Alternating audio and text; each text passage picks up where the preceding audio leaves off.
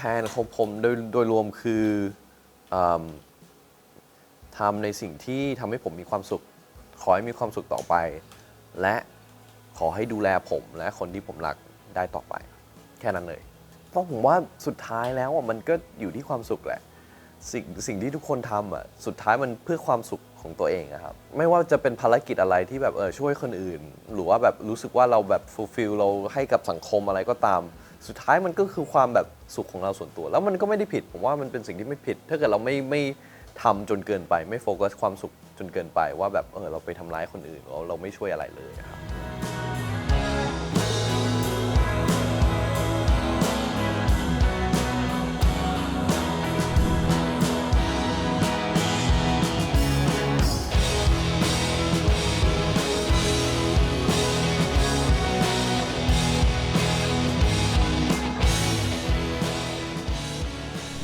สวัสดีครับผมเอ็มสันเพชรครับชื่อจริงสันเพชรถือว่าเป็นผู้รู้ทุกสิ่งความหมายของมันนะผู้รู้ทุกสิ่งไม่ได้ตรงนะครับแต่เป็นคนที่อยากรู้ทุกสิ่งผมจะเป็นคนที่ชอบแบบอยากที่สังเกตผมอยากรู้ทุกอย่างก่อนที่จะตัดสินใจว่าเราจะคิดกับสิ่งนี้ยังไงครับก็มีความเล็กน้อยคือเราอยากรู้ทุกสิ่งแต่ว่าผมไม่ได้เชื่อว่าเรารู้ทุกสิ่งครับเราอยากเรียนรู้ทุกสิ่งครับโดยรวมผมภูมิใจในคนที่ผมเป็นอยู่ในทุกวันนี้และผมว่ามันทุกประสบการณ์ที่ผมมีผมดึงเหตุผลผมดึงสิ่งดีออกจากมันได้หมดแล้วครับสิ่งที่ดีที่สุดในการเป็นผมเองเหรอครับผมชอบวิธีการคิดของผมว่ามันไม่ได้อวยตัวเองนะแต่ว่ามันแฟร์ดีเป็นคนที่อยากกลางตลอดผมรู้ว่าตัวเองจะมีจังหวะที่อคติอะไรผมก็เลยอยากบาลานซ์ครับผมเป็นคนที่แบบกลางๆมากผมเข้าวงการเร็วๆนี้ก็ชีวิตเปลี่ยนจริงๆครับคือทุกอย่างเลยการงานชีวิตส่วนตัวประสบการณ์เพิ่มขึ้นเยอะคือทุกอย่างเลยครับถือว่าเป็นคนที่มีไลฟ์สไตล์เรียบง่ายชิลๆไม่ได้ทำอะไรที่ทำให้คนอื่นแบบไม่ได้มี impact อะไรขนาดนั้นนะครับคนที่อยู่กับตัวเองเยอะแล้วเป็นคนที่ไม่ได้ชอบไปปาร์ตี้ไม่ได้ชอบไปอะไรครับผมก็ต้องยอมรับว่าชีวิตนี้ผมโชคดีมากผมเกิดมาโชคดีมากคือพ่อแม่ดูแลมาอย่างดีได้รับความลับความสนับสนุนในทุกขั้นตอนพอได้เข้าวัยทำงานวัยเรียนผมก็มีโอกาสที่ดีมากวัยทำงานผมก็ได้รับโอกาสที่ดีมากทุกอย่างผมรับถึงความโชคดีของตัวเองครับการที่คนอาจจะเห็นว่าเรามีโปรไฟล์ที่ดีหรอครับมันก็ไม่นะผมว่าคือมันจะมีส่งผลต่อเรื่องเบื้องหลังหรือว่าความตอนเราอยู่คนเดียวตอนเราคิดเองอะไรแบบนี้ครับแต่ว่าพอทำงานแล้วจริงๆสิ่งนั้นไม่สำคัญเท่าไหร่ครับไม่สำคัญเท่างานตัวงานจริงๆครับผมเป็นลูกคนเดียวสิ่งนี้ผมว่าสำคัญมากเพราะฉะนั้นผมเป็นคนที่ขี้อาย introvert ชอบอยู่คนเดียวตั้งแต่เด็กแล้วยิ่งเพราะว่าพ่อแม่ของผมคือทำงานทั้งคู่ยุ่งทั้งคู่ตอนผมเด็กๆผมก็อยู่คนเดียวบ่อยก็เลยเป็นintrovert ชอบดูหนังชอบมีฮ็อบบี้ที่แบบทำคนเดียวได้ครับวัยเด็กก็ต้องยอมรับว่าถูกแกล้งพอสมควรก็เลยมีความแบบมีปมเล็กน้อยเรื่องนี้แต่ว่าก็เป็นเด็กเนิร์ดมาตลอดชอบการเรียนรู้แล้วก็ชอบสัตว์รักสัตว์มาตลอดแล้วก็ไปเวนี้จนถึงมหาลัยเลยจริงๆแล้วเตรียมตัวว่าจะเรียนต่อเป็นสัตวแพทย์ด้วยซ้ำแต่ว่าพอได้เรียนมหาลัยแล้วเราได้เทคคอร์ส acting แล้วครับในภาษาอังกฤษที่อเมริกาผมก็แบบรู้ตัวว่าจริงๆแล้วเราก็ชอบอยู่ลึกๆครับกับการแสดงครับซึ่งเป็นสิ่งที่ผมไม่ได้คิดว่าจะรู้สึกกับตัวเองเลยในฐานะที่เราเป็นเด็กขี้อายแล้วเรามีพ่อที่อยู่ในวงการเราเหมือนแบบอาจจะหนีสิ่งนี้มาตลอดพอได้แสดงจริงๆในภาษาอังกฤษเรารู้สึกว่ามันได้ปลดปล่อยดีเราได้เป็นคนอื่นมันเป็นสิ่งที่รู้สึกดีมากผมก็เลยแบบรู้อยู่แล้วว่าเรามีโอกาสตอนกลับมาผมก็เลยเห็นว่าถ้าเกิดเราไม่ลองทำเลยเราจะมีโอกาสที่เราจะเสียดายสิ่งนี้ตลอดชีวิตไปเลยครับก็เลยกลับแล้วเรียนจบมาแล้วก็พักเบรกก่อนถ้าเกิดจะเรียนต่อก็เรียนต่อได้แต่ว่าตอนนี้ขอมุ่งมั่นลองเป็นนักแสดงดูครับไม่เลยไม่เกินประมาณเลยครับคุณพ่อก็อยู่แล้วจะเป็นคนที่มีเหตุผลจะสอนวินัยสอนระเบียบ สิ่งที่ควรทำสิ่งที่ไม่ควรทำแบบมาตรฐานปกติอะครับให้เป็นเด็กดีอย่าเที่ยวอย่าอะไรแบบนี้เยอะเกินไปแต่ผมไม่มีปัญหาเรื่องนี้อยู่แล้วคุณพ่อไม่เคยให้ผมไปเส้นใดเส้นหนึ่งเลยครับคุณพ่อจะเปิดทุกประตูแต่ว่าจะให้ผมเลือกที่จะเดินเข้าไปเองครับผมถือว่าโชคดีอีกอย่างหนึ่งคือเขาปล่อยเรามากตั้งแต่เด็กแล้วคือเขามีความเขา trust เรามากจริงๆที่จะให้เราตัดสินใจเองและคือแต่ว่าคุณพ่อกับคุณแม่คือเขาให้โอกาสผมเยอะมากที่จะลองหลายอย่างคือตั้งแต่เด็กแล้วผมก็ฝึกงานเป็นผู้ช่วยครูเป็นคอนเซียร์กับโรงแรมเป็นเบลบอยไปทำงานบริษัทปกติก็ไปทำแล้วครับผมก็ไม่รู้ว่ามันจะคัมแพร์กับอะไรได้เพราะว่าผมนี่คือชีวิตเดียวที่ผมรู้เลยแต่ว่าคุณพ่อเป็นคนที่มีความส่วนตัวสูงอยู่แล้วพอกลับมาจากงานปุ๊บเขาจะไม่อะไรพ่อเขาก็ไม่ได้พาผมไปไหนมากและพูดตามตรงว่าไม่ได้เจอพ่อบ่อยขนาดนั้นตอนเด็กอะครับเพราะพ่อเขาก็กลับดึกเนาะไปออกทำงานเช้าเพราะเขาไม่ได้แค่ถ่ายละครช่วงนั้นคือถ่ายรายการแล้วทำรายการเองด้วยซ้ำหลายรายการเลยครับเพราะฉะนั้นก็ไม่ได้เจอพ่อบ่อยขนาดนั้นแต่ว่าผมก็จำได้บางจังหวะคือถ้าเกิดเราไปกินข้าวข้างนอกพ่อก็จะมีความแบบหันหัวไปอีกทางจากทางเข้าอะไรแบบนี้เล็กน้อยอะครับแต่ไม่ได้เปลี่ยนชีวิตผมอะไรขนาดนั้นได้เพิ่มประสบการณ์ในฐานะที่เราบางทีพ่อก็ได้ชวนออกกองกับพ่อเราก็ได้เจอคนหลายคนที่อยู่ในวงการนะครับผมว่ามันก็อาจจะแอบแบบสะกดจิตนิดนึงเพราะว่าอยู่แล้วลูกผู้ชายทุกคนก็ในระดับหนึ่งนะเห็นพ่อเป็นตัวอย่างเห็นพ่อเป็นไอดอลกับแม่คือคนละอย่างเลยคุณพ่อจะเป็นเหมือนจะเทียบคุณพ่อเป็นทหารก็ได้คุณแม่จะเป็นเหมือนคนที่สปอยผมตลอดเลยคุณแม่แสดงความรักโดยการให้ของขวัญคันแบบรักอบอุ่นนะครับก็โชคดีที่ได้เห็นสองฝั่งคนที่ลอจิกมากๆหัวนำและคนที่หัวใจนำครับเพราะผมว่ามันต้องมีบาลานซ์จริงๆตอนเด็กมีปัญหาอะไรผมไม่ปรึกษาใครเลยครับสามารถจัดการในชีวิตด้วยตัวเองเลยเหรอเอง ครับก็มันเคยชินแล้วครับกับสิ่งนี้มันก็ไม่ดีหรอกนะผมว่าเพราะว่ามันเป็นสกิลที่ผมเพิ่งพัฒนามาตอนมีความมั่นใจเพิ่มขึ้นแล้วพอได้เห็นพ่อแม่มากขึ้นแล้วตอนโตขึ้นหน่อยตอนสัก12 13 14อ่ะค่อยมีการแบบปรึกษาพ่อแม่ได้แต่ว่าตอนเด็กมากจริงๆพอมีปัญหาอะไรผมก็ดูแลเองครับเหมือนครอบครัวเป็นครอบครัวที่อบอุ่นอบอุ่นมากครับเปลี่ยนไปด้วยความรักเลยนะเองใช่ครับจริงครับน่าอิจฉาไหมก็มีมุมที่น่าอิจฉาอยู่แล้วแน่นอนครับแล้วก็มีมุมที่แบบก็ไม่ได้ดีมากในมาตรฐานที่แบบโอเคมันก็มีทุกคนมีดีทีละลายอะครับผมว่าแต่ว่าก็ถือว่าผมโชคดีมากในชีวิตนี้ครับจุดที่เปลี่ยนชีวิตเหรอครับก็มีบ้างนะครับตั้งแต่เด็กแล้วทุกคนก็น่าจะมีแหละแต่ว่าจุดที่แบบก็จุดที่ผมถูกแกล้งตอนป .1 ก็เป็นจุดใหญ่อยู่พอสมควรมีตอนเข้ามหาลัยเปลี่ยนเมเจอร์อะไรแบบนี้ครับผมตอนนั้นผมถนัดภาษาไทยเพราะว่าผมอยู่กับพ่อแม่บ่อยตอนเด็กใช่ไหมครับก็คือเรียนแต่ภาษาไทยพูดแต่ภาษาไทยแต่ว่าตั้งแต่คินเดอร์การ์เด้นแล้วผมได้เข้าโรงเรียนอินเตอร์เป็นโรงเรียนอินเตอร์ที่กำจัดจำนวนที่คนไทยมีได้ประมาณ 15% เท่านั้นเพราะฉะนั้นมันบังคับให้สังคมเป็นสังคมฝรั่งไปเลยครับแล้วตอนผมเข้าปุ๊บผมก็พูดภาษาอังกฤษไม่ได้ผมก็เลยแล้วผมเป็นเด็กที่เงียบอยู่แล้วแบบอยู่แล้วอะครับพอเจอฝรั่งแล้วเขาพูดกับเราก็แบบจ้องเขาแบบเขาก็น่าจะหมั่นไส้เราก็เลยโดนบูลลี่ไปครับในป .1 ป .2 ป .3 ช่วงนั้นช่วงที่เข้าใหม่ๆครับ3 ปีครับใช่ก็คิดว่าถ้าเกิดเขาทำร้ายเขาก็จะได้ร้ายเองเราทำดีเราก็ได้ดีเราก็เลยอดทนเราก็เชื่อว่าแบบเขาทำแบบนี้ต่อไปเดี๋ยวเขาก็โดนเองแค่นั้นเลยครับแล้วเราก็ไม่กล้าแสดงออกแบบกับใครอยู่แล้วเราเป็นคนที่แบบเก็บกดทุกอย่างเราก็ไม่กล้าบอกพ่อแม่แล้วก็ทนต่อไปครับเราไม่อยากทำให้คนอื่นเดือดร้อนเราเป็นแบบนี้มาตลอดว่าเราไม่อยากให้คนอื่นแบบเสียใจอะไรมาตั้งแต่เด็กแล้วแล้วก็มันลงทางกับสิ่งที่เราได้ถูกเรียนมาอยู่แล้วครับมันก็เลยแบบทนไปครับ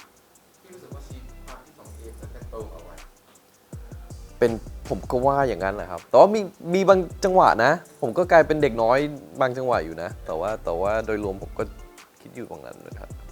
อาจจะเพราะว่าผม ในการที่เราต้องอยู่คนเดียวบ่อยอ่ะมันจะมีความแบบวิเคราะห์ตัวเองเยอะ เราก็เลยรู้ตัวเองอาจจะมากกว่าเกินวัยครับคุยครับได้คุยแล้วทั้งคุณพ่อคุณแม่ช็อกมากช็อกแบบมากๆเลยเพราะว่าใช่เพราะว่าผมเป็นเด็กขี้อายมาตลอดไม่เคยแสดงความสนใจในวงการเลยทั้งที่พ่อก็เคยพาไปกองพาไปอะไรอยู่แล้วเขาก็เลยแบบอยู่ดีๆเอ็มก็อยากมาเข้าวงการเหรอแต่ว่าเขาก็สนับสนุนมากผมรู้สึกเลยว่าแบบทั้งคุณพ่อคุณแม่มีความแบบเคยชินกับวงการอยู่แล้วเขาเลยแฮปปี้เพราะเขารู้ว่าเขามีโอกาสที่แบบเข้าใจวงการนี้แล้วเข้าใจงานของเรา ก็กดดันครับแต่ว่ามันเริ่มผมไม่ได้เอฟเฟกกับมันขนาดนั้น เพราะว่าผมไม่ใช่คุณพ่อไม่ใช่ผม แต่ว่าผมเป็นส่วนผสมของคุณพ่อกับประสบการณ์ของผมกับคุณแม่กับทุกคนที่เคยเข้ามาในชีวิตผมโดยรวมแต่ว่าผมเป็นตัวผมเองและคุณพ่อก็เข้าใจสิ่งนี้และผมเชื่อว่าทุกคนก็น่าจะเข้าใจสิ่งนี้แหละเรามีส่วนหนึ่งของคุณพ่อแต่ว่าเราก็เป็นคนหนึ่งมันกดดันไหมก็กดดันแต่ว่ามันถือว่าเป็นความกดดันที่ช่วยให้เราพยายามสุดๆนะครับคุณพ่อบอกอยู่แล้วว่าเรื่องส่วนตัวเนี่ยมันจะต้องแลกเราจะเป็นบุคคลสาธารณะเราต้องแลกหลายสิ่งหลายอย่างเราจะได้รับความคิดเห็นหลายอย่าง แต่ว่าผมเป็นคนที่ถือว่าคุณพ่อแหละเป็นคนที่ปล่อยผมเพราะว่าเขาเชื่อมั่นในตัวผมในบุคลิกภาพของผมว่าแบบเราเป็นคนที่เปิดรับกับทุกอย่างอยู่แล้วเราเป็นคนที่คือเป็นคนที่ reflect ทุกอย่างแต่ว่าไม่ sensitive กับทุกอย่างคือเรามองคำวิจารณ์เรามองอะไรได้เรามองข้อแย่เป็นข้อดีได้เสมอครับผมเป็นคนที่ตรงไปตรงมามากแล้วคุณพ่อก็เตรียมผมมาดีอยู่แล้วสำหรับชีวิตโดยรวมไม่ใช่แค่ชีวิตสำหรับการเข้าวงการครับผมก็ว่าเขา trust ผมเราก็เลยโอเคมากกับการปล่อยผมเข้าแล้วก็พัฒนาตัวเองครับจากประสบการณ์ที่คุณพ่อได้ให้ผมอยู่แล้วครับผมจะเสียน้ำตากับสิ่งที่ก็อีกมันไม่ได้เป็นสิ่งที่แปลกใหม่อะไรหรอกแต่ว่าความสูญเสียผมก็เสียน้ำตาความที่ไม่ใช่เพราะว่าเขาไปแหละเราบางทีเราก็เตรียมตัวไม่ทันครับ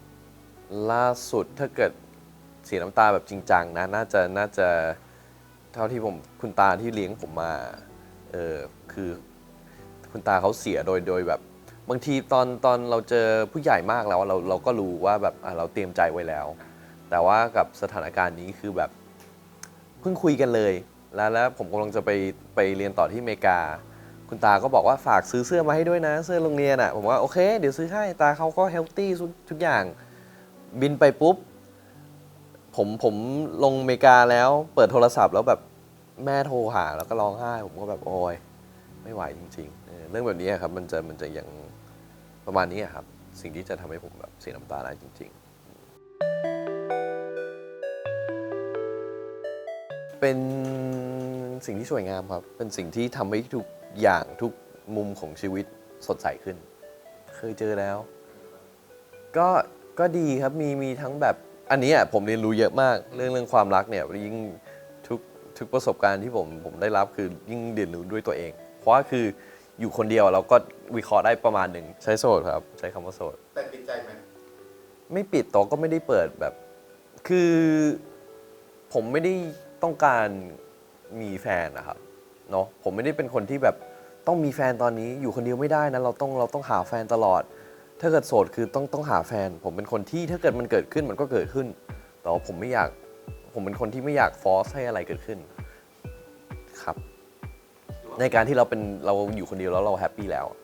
ซึ่งผมเชื่อว่าทุกคนควรเป็นนะทุกคนควรแฮปปี้ตอนอยู่คนเดียวแล้วทุกคนแฮปปี้มากๆเลยเพราะฉะนั้นแบเรียร์ที่จะเป็นแฟนของคนหนึ่งมันต้องใช่จริงๆมันต้องเพิ่มความสุขของเราครับสเปคที่มีคือผมสังเกตจากตัวเองเพราะผมก็เชื่อมาตลอดว่าไม่ได้มีสเปคแต่ก็สุดท้ายก็ไม่ได้มีสเปคที่แบบถือว่าตายตัวนะครับเพราะว่าผมเชื่อว่าทุกคนบนโลกนี้มีเสน่ห์ของเขาเองแต่ว่าพอเป็นคนที่แบบเป็นตัวของตัวเองมากแล้วผมรู้สึกว่าเสน่ห์ของนั้นมันจะเห็นได้ชัดกว่าเพราะฉะนั้นผมชอบคนที่แบบเป็นตัวของตัวเองหน่อยเป็นคนที่แบบจะเก่งแล้วสิ่งที่สำคัญมากซึ่งผมก็เพิ่งรู้ตัวว่าตัวผมต้องอยู่กับคนที่แบบมีความแบบฉลาดมีความเก่งแหละครับ ได้เสนอโปรเจกต์นี้ครับ Nine Years of You คือผมได้คุยกับพี่บอยกับผู้เขียนบทว่าแบบเขาสนใจเรื่องคอนเซปต์นี้คือเรื่องราวนี้เขามีอยู่แล้ว9 ปี 9 ตอนแล้วรักโรแมนติกครับคือพระเอกที่ผมได้รับบทมาเล่นนะครับตามตัวผมเองแกนของพลันก็เลยจะมีความคล้ายผมมากดึงเสน่ห์ของผมจากชีวิตจริงของผมเอามาใส่ตัวละครมันจะได้เข้าถึงง่ายมันจะได้แบบเป็น transition การแสดงครั้งแรกของผมที่จะโอเคครับแล้วพอได้ลองแล้วเราได้ยินเรื่องราวของเรื่องนี้แล้วครับมันก็น่าสนใจมากแล้วผมก็บอกว่าอยากลองแบบเล่นคาแรคเตอร์ที่มีอารมณ์จริงๆอยากแล้ววันนี้คือเจอเยอะมากดราม่าเยอะมากแล้วพอได้เจอนางเอกคุณเชอปรางเจอทุกคนแล้วเพิ่งรู้ว่าพี่บอยมากำกับเองคือแบบทุกอย่างสุดยอดมากครับเป็นตัวละครที่สังเกตทุกคนที่สังเกตเหมือนเป็นพี่ใหญ่ครับของแก๊งเพื่อนเป็นคนที่คอยดูแลคนอื่นแล้วมีความเก็บกดอารมณ์ตัวเองพอเก็บกดไปนานแล้วเจอสถานการณ์ที่ตัวละครต้องเจอในเรื่องนี้ครับคือจะมีจังหวะที่ระเบิดมาก ตอนแรกฐานของมันคือผมคิดเลยว่าเป็นตัวเองที่แบบเพิ่มความมั่นใจเพิ่มความแคร์ใส่ใจแล้วอยู่แล้วเราต้องเทคแคร์เพื่อนๆให้ดีมากโดยเฉพาะนับดาวเชอปรางครับต้องมีความแบบแฝงอารมณ์ไว้นิดนึงแต่ว่าคือใช้ตัวเองเป็นฐานเลยตอนแรกเพราะว่าตอนแรกคือคิวแรกๆคือเรายังไม่มี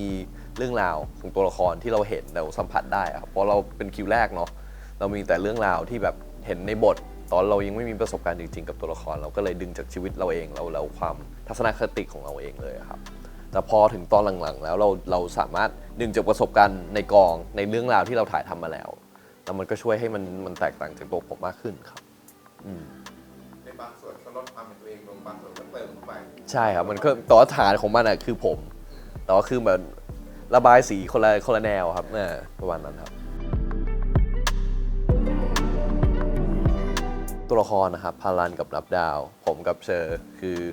เขารู้จักกันมาตั้งแต่ม .1 แล้วก็มีโมเมนต์ตอนปีสุดท้ายของมหาลัยที่รู้ตัวว่าอาจจะรู้สึกต่อกันเกินเพื่อนแต่ว่ามันจะมีความเกรงๆว่ามันจะผ่านเฟรนด์โซนได้หรือเปล่าและถ้าเกิดผ่านได้มันสมควรหรือเปล่าแล้วมันเป็นการเถียงกันระหว่างหัวใจกับหัวครับทั้งเรื่องเลยแล้วมันมีหลายสถานการณ์มากที่ทั้งสองตัวละครต้องเผชิญกันแล้วดูสิว่ามันจะจบยังไงเพราะว่าแต่ละตอนของเรื่องนี้คือแต่ละปีของชีวิตตัวละครนี้เลยเพราะฉะนั้นเราสามารถไฮไลท์ช่วงเวลาของปีที่แบบเข้มข้นมากเนื้อเรื่องเยอะมากแต่ละตอนคือทุกฉากคือสำคัญมากต่อตัวละครนี้แล้วเราได้เห็นความพัฒนาการของสองตัวละครนี้แบบเต็มที่สุดๆครับเราได้เห็นพวกตัวละครนี้ในสถานการณ์ที่แบบอาจจะไม่ได้เจอในละครปกติครับดีเขาเปิดประสบการณ์การแสดงเยอะอยู่เขาเก่งเล่นเก่งนะเล่นเก่งใช่ครับคือผมโชคดีอีกอย่างหนึ่งคือได้นางเอกเป็นเชอปรางครับเพราะว่าเราทัศนคติโลจิกของเราคล้ายๆกันมากผมก็งงอยู่เลยว่าแบบมันมีความคล้ายกันแบบคล้ายกันมากในการคิดครับคือเราไม่ต้องคิดเหมือนกันระบบการคิดคือเราพอเขาทำอะไรเราเข้าใจว่าเขาทำสิ่งนั้นทำไมโดยไม่ต้องอธิบายกันเลยครับมันก็เลยช่วยให้แบบเราไม่เกรงตอนได้แสดงกับเขาเราพอได้ยิ่งได้รู้จักเขามากขึ้นเรายิ่งได้กล้าเล่นจริงๆครับก็แล้วเขาเป็นซัพพอร์ตเตอร์ที่ดีมากในฐานะที่เขาก็รู้จักเราเหมือนกันไม่มีโอกาสได้ละลายพฤติกรรมเลยคือผมเลยถือว่าโชคดีมากที่แบบเข้ากันได้ดีขนาดนี้เพราะว่าสมมุติเวิร์กช็อปคือฉากจูบ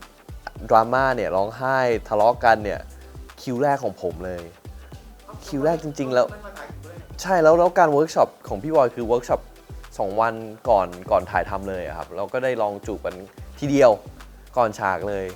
แล้วก็แบบโอเคแต่ว่าโชคดีที่เชอร์เขามีความเป็น professional แยกได้ว่าเป็นงานผมก็เช่นกันแล้วพอยิ่งได้รู้จักกันแล้วแล้วเราแบบโอเคเราเข้าใจกันมันสามารถที่จะเรากล้าเล่นเลยเราทำได้โดยไม่ต้องเกรงว่าแบบมันจะเยอะไปหรือเปล่ามันจะอะไรหรือเปล่าก็เป็นโชคดีของผมเพราะว่าพอเป็นซีรีส์รักโรแมนติกแล้วครับจุดขายของมันต้องเป็นเคมีเป็นสิ่งที่สำคัญมากซึ่งผมก็งงว่า ปกติถ้าเกิดซีรีส์มันมีคอนเซปต์อะไรที่ขายได้เรามันก็ไม่ต้องพึ่งพานักแสดงอะไรขนาดนั้น แต่พอมันเป็นเรื่องรักอะมันมีแค่นี้เลย มันคือเคมีเลย ผมก็เลยแบบโอ้โหกดดัน อันเนี้ยทำให้กดดันจริง เพราะว่าแบบนี่เราแสดงเรื่องแรกเลยนะ จะมีเคมีขนาดนั้นเลยเหรอ จะได้เหรอ แต่ว่าก็โชคดีที่ได้เจอเชอปรางครับ ฉากนี้เป็นซีนสะพานครับสกายวอล์กที่พระเอกปะทะกับนางเอกใช้อารมณ์เยอะแต่ว่ามันเป็นอีกจุดหนึ่งที่ใช้ความกดดันเป็นสิ่งที่ดีครับมันบังคับให้เราเติบโตในฐานะนักแสดง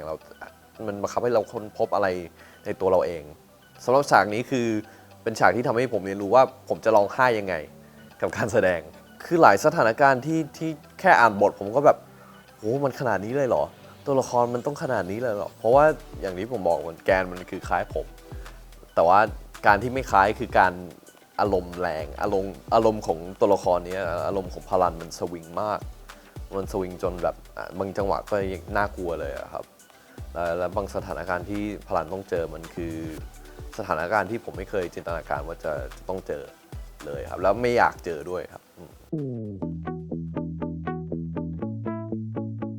เยอะนะใช่ครับตอนนี้ฟังดูแล้วเหมือนดราม่าล้วนๆแต่ว่าก็เป็นเรื่องความรักครับแต่ว่าดราม่าทุกอย่างที่เกิดขึ้นนะครับแกนของมันก็คือเพราะเขารักกันแหละและเพราะเขารักกันแต่เขารักกันไม่ได้เพราะว่าสถานการณ์ชีวิตมันก็เลยมีความอึดอัดแล้วสุดท้ายมันก็เลยระเบิดใส่กันแต่ว่ามีความโรแมนติกเยอะมากครับเรื่องนี้เป็นโรแมนติกที่ต้องสู้เพื่อที่จะได้เจอจริงๆครับมันเลยทำให้ตอนมีจังหวะโรแมนติกจริงๆอ่ะมันสวยงามครับตื่นเต้นครับแต่ว่าคือโชคดีอีกแล้วโชคดีที่เป็นเชอจริงๆเพราะเราแยกได้เลยเพราะแบบเราไม่ต้องเกรงมากเราไม่ต้องแบบโอเคเราเข้าใจเขาเข้าใจเราเข้าใจว่าเขาเข้าใจแล้วทุกเลิฟซีนคือพี่บอยจะอธิบายตึกไม่มีความอิมพรอไม่มีความอะไรเลยครับทุกอย่างจะเป็นคิวของพี่บอยแล้วพี่บอยจะเน้นความสวยงามของฉากความอาร์ตของฉากแล้วเลิฟซีนในเรื่องนี้ก็เยอะมากจูบกันเยอะมากแล้วก็มีเลิฟซีนแบบเลิฟซีนไปเลยด้วยครับใช่เริ่มที่จะเป็นอินซี ใช่ครับใช่ก็เขินแหละแต่ว่าเราก็ผ่านมันได้ตอนแอคชั่นแล้วครับ อันนี้ครั้งแรกในชีวิตด้วยในการถ่ายเริ่มซีนต่อหน้าคนอื่น ใช่ครับครั้งแรกในชีวิตของหลายอย่างเลยครับหลายอย่างมากคือเป็นซีรีส์ที่เปิดประสบการณ์ชีวิตโดยรวมเลยครับไม่ใช่แค่แบบประสบการณ์การแสดงผมได้เรียนรู้หลายอย่างมากและเป็นเกียรติมากที่ได้รับโอกาสดีๆแบบนี้ครับก็ฝากซีรีส์เรื่องแรกของผมด้วยนะครับ Nine Years of You แต่ละปีที่มีเธอทางช่องวัน31ทุกจันทร์อังคาร 20:30 ครับและมีเวอร์ชันอันคัตทางแอปวันดีด้วยครับ